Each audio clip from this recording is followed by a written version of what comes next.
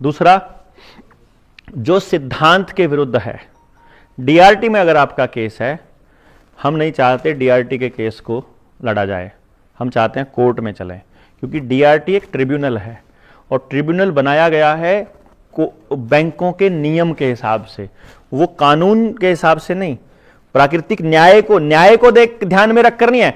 वो ट्रिब्यूनल का काम केवल सेटलमेंट करवाना है आपका, जितना कितना दुआ दो, बस कुछ ही दिला दो। जैसा कमजोर मानस हो तो उसका घर दिला देगा, अगर वो तगड़ा मानस है तो सेटिंग करवा देगा। हम कागज देंगे तो डीआरटी इस लेवल पर आ जाएगा कि 20 लाख का लोन था, 2 लाख में निपटाओ, 20,000 में निपटा दो जैसे मर्जी, बस किसी भी तरह से। उसका काम केवल दलाली का है डीआरटी का। कोर्ट है, कोर्ट में प्राकृतिक न्याय को की दुहाई हम दे सकते हैं कि जी जो गलत हो रहा है उसको दुहाई करो। जो सिद्धांत के विरुद्ध नियम है, चाहे सरकार ने कोई नियम बना दिया, आप सोचिए अगर सरकार कल को एक नियम बना दे, लोकसभा में, विधानसभा और राज्यसभा में पास कर दे और एक नियम सदन के हिसाब से बना दे कि कल से 1 किलोग्राम का वजन 999 ग्राम हो जाएगा, तो क्या आप मान लोगे उसको? उसी टाइम ठगी स्टार्ट हो जाएगी। तो हमारी जो लड़ाई है वो सिद्धांत की लड़ाई है कि मानक को कोई छेड़ नहीं सकता, स्टैंडर्ड को कोई छेड़ नहीं सकता। तो रुपए का जो स्टैंडर्ड है ना, हम लड़ाई उस पर लड़ेंगे।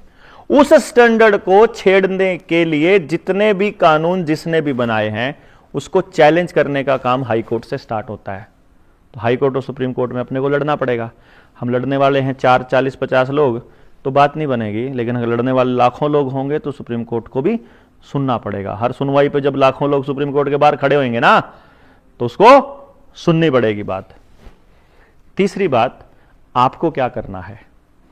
मैं ना ये जानना चाहता आपका कितने रुपए का लोन था, ना मुझे इस बात में इंटरेस्ट है कि आपने कितना दे दिया, कितना देना बाकी और बैंक क्या कह रहा है। हम क्या कह रहे हैं, आपका जितना भी लोन है उसके दस्तावेज हम तैयार करेंगे, टेंशन फ्री, दिमाग से निकाल दो कि भाई हमें कुछ कोई कहानी सुनाने की जरूरत नहीं। पहली बात तो आपको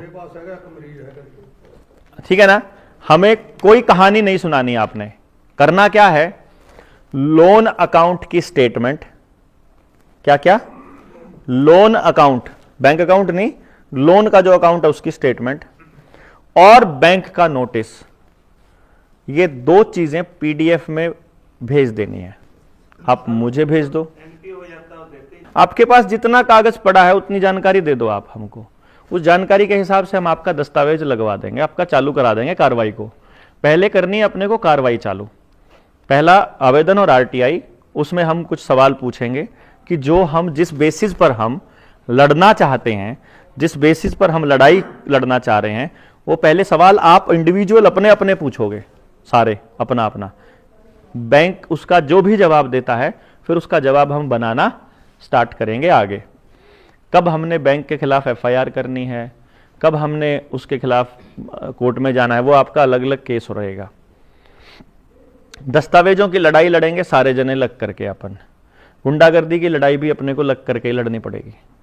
इसलिए हम क्या कहते हैं कि जिस भी आदमी ने अपना आवेदन बनाना हो, बनवाना हो, लगवाना हो बैंकों के अंदर, उस आदमी के पास अपनी 20 लोगों की टीम कम से कम तैयार होनी चाहिए। क्योंकि आपको बचाने के लिए आपकी गाड़ी छीनने लग गए तो आपको 2-3 चीज़ों की समझ होनी चाहिए कि एक तो उसको जो भी आ रहा है आपकी गाड़ी छीनने, उसको बोलो तुम थर्ड पार्टी हो और हमने बैंक को आवेदन दिया हुआ है।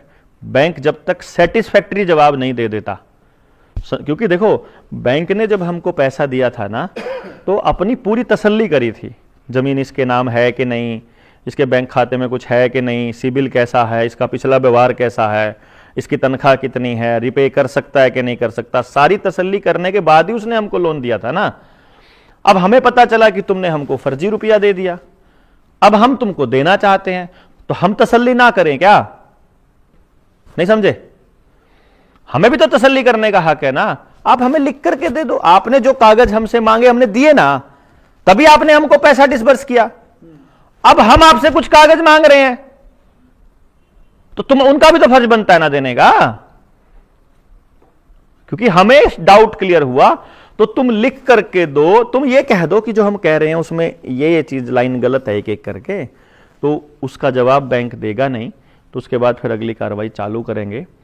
तो गुंडागर्दी का जवाब में जब आप उस रिकवरी एजेंट को बोलोगे कि चल 112 पे कॉल करता हूँ अभी, या चल थाने में दूंगा, जो भी होगा, यहाँ नहीं, सड़क पे नहीं छीन सकता उसी टाइम 112 पे कि एक फलाना नंबर गाड़ी में लोग आए हुए थे और वो हमारी गाड़ी छीनना चाहते हैं और धक्के से छीन रहे हैं, ये करके अपन इतना कॉल कर दो बस, इतना तो हो सकता है ना, इतने में ही भाग जाएंगे। मतलब उनके पैर नहीं है, क्योंकि उनको मालूम है कि वो गलत काम कर रहे हैं और उनके ऊपर ऑलरेडी मुकदमे और खूब चले हुए हैं, तो फंस जाए, वो भाग जाते हैं रिकवरी वाले। अभी मतलब हमने ये ट्राई करके देख लिया 50-60 गाड़ियों के ऊपर फंस जाता है बंदा, घर और मकान, दुकान और फैक्ट्री के केस में। हमने इसके भी ट्रायल करके देखे। आपने मेरा वो पानीपत वाला वीडियो देखा होगा जिसमें हमने घर तोड़ के मालिक को अंदर बिठाया, फिर हमने दुकानें के ताले तोड़े, फिर हमने फैक्ट्रियों के ताले तोड़े। कई जगह ऐसा हुआ जिसमें पुलिस वाले उठा कर ले गए, हमें दिन के दिन वापस छोड़ गए। कुछ ऐसे हुए जो रात में उठा के ले गए, रात को 1 बजे घर छोड़ के आए पुलिस वाले। और 1-2 केसेस में ऐसा हुआ जिसमें 1 दिन की जेल हुई, और एक केस में ऐसा हुआ जिसमें 4 दिन की जेल हुई। वो 4 दिन वाला केस ऐसा था कि उनके खिलाफ पहले कोई मुकदमा मिल गया था, तो वो कहने लगे कि ये तो आदतन अपराधी हैं, इसलिए इनका डिनाई कर दिया। वो अदरवाइज इसमें जो ताला तोड़ने में ऐसी धाराएं लगती हैं जिसमें मुचलका थाने से ही मिल जाता है, आपको कोर्ट में जाने की जरूरत पड़ती नहीं। तो मान लो आपने बैंक का लगाया हुआ ताला तोड़ दिया और उसके बदले में बैंक ने आपके ऊपर एफआईआर कर दी और आपको 1 दिन की जेल हो गई, और जब आप जेल में हैं आपके परिवार वाले बाहर ताला दोबारा लगने ना दें, और उसके बाद जब कोर्ट में मुकदमा चला जाए, उसके बाद आप बैंक को कह सकते हो ना कि जी जब तक कोर्ट का फैसला नहीं आता तब तक तो स्टे ऑर्डर मिल गया, जैसा है वैसा है। तो अगर 1 दिन की जेल में अपना दुकान मकान वापस मिलता है तो क्या टोटा है, क्योंकि कोर्ट फैसला देगा नहीं। समझ गए ना बात आप? ताले अगर लगे हुए हैं वहां भी हम लोग जीत में हैं, नहीं लगे हैं तो लगने मत दो, गांव वाले इकट्ठे करने स्टार्ट कर दो। गांव में तो अभी औकात है नहीं उनकी घुसने की, ना किसी का ट्रैक्टर जाने दो, ना किसी की कार जाने दो। सब गांव में मीटिंग करो, भाई किसी के भी बंदे का अगर किस्तें देनी नहीं दी जा रही हैं तो बताओ हमको, हम तुम्हारे आवेदन लगाते हैं, तुम्हारी गाड़ी कोई नहीं छेड़ पाएगा, फिर हम खड़े होंगे सारा गांव इकट्ठा होकर के। क्यों जी?